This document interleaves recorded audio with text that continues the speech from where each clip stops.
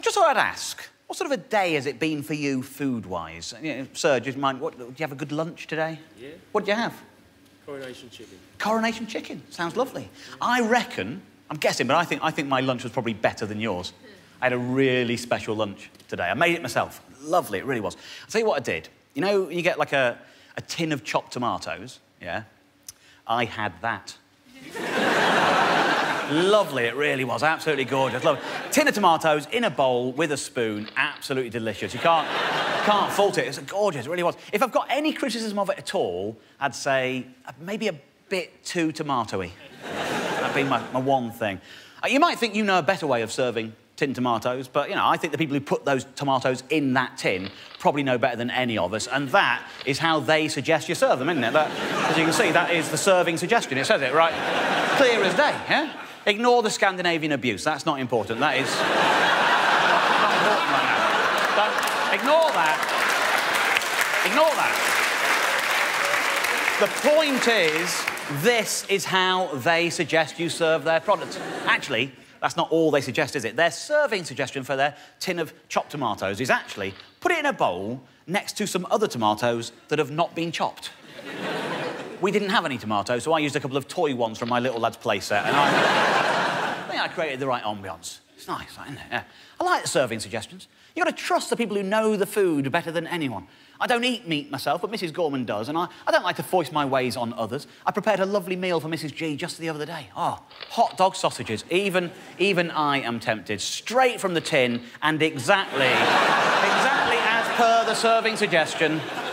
Stack them up, a couple of sprigs of non-specific green stuff, job done. Can't complain about that. Now, I'm not suggesting Mrs. Gorman isn't grateful, but she did seem a little bit unhappy. It's like, oh, Dave, where are the vegetables? I'd been anticipating that. There you go, my darling. A lovely bowl of red kidney beans with a teaspoon. Yeah. Served exactly the way the manufacturer suggests.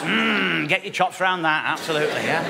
Yeah. Oh, yeah, gorgeous. And would you like a little drink as well, my darling, I said? How about some coconut milk to go with it? Yeah. Oh, bit trickier, this one. Bit trickier, this one. Yeah. The serving suggestion seems to be put it back in a coconut. Now, you might well question why someone with access to actual coconuts would need to buy tinned coconut milk.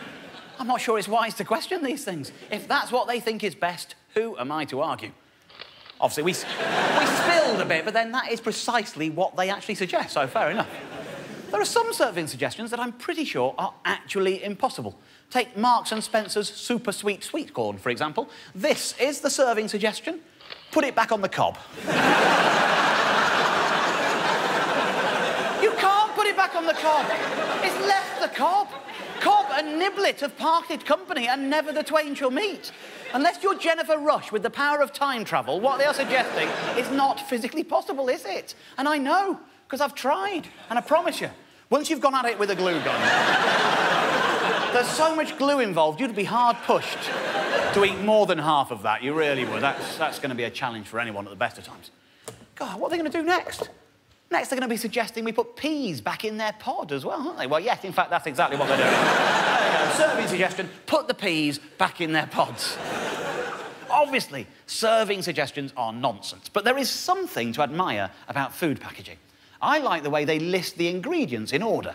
So on my delicious lunchtime tin of tomatoes, for example, you get a rundown of the ingredients, and as you can see, it's 65% tomatoes and 34.9% tomato juice, and that leaves just 0.1%, which must be the citric acid.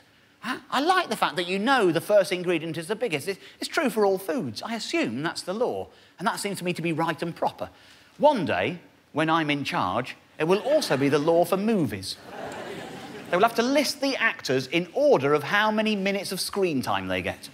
I think most of us assume that is the case with films because most of the time it actually is the case. For example, here are two posters that very adequately describe exactly what is the largest ingredient in their respective films.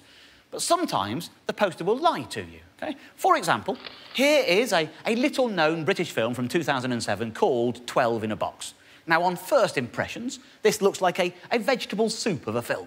Lots of ingredients, all in similar quantities. You've got your Kenneth Collard, you've got your Brian Mitchell, your Lucy Chalkley, your Phoebe Sweeney, and your Jane McDowell there. But this is how they marketed the film when it was first released in 2007. It got a re-release in 2013, and they decided that one of the cast had earned a slightly bigger billing.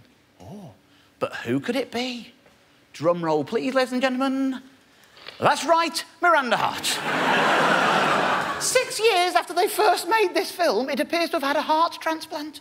I don't care. I don't care what the law says. Anyone looking at that image has every right to assume that it stars Miranda Hart, when in reality, she's on screen for about 5 minutes.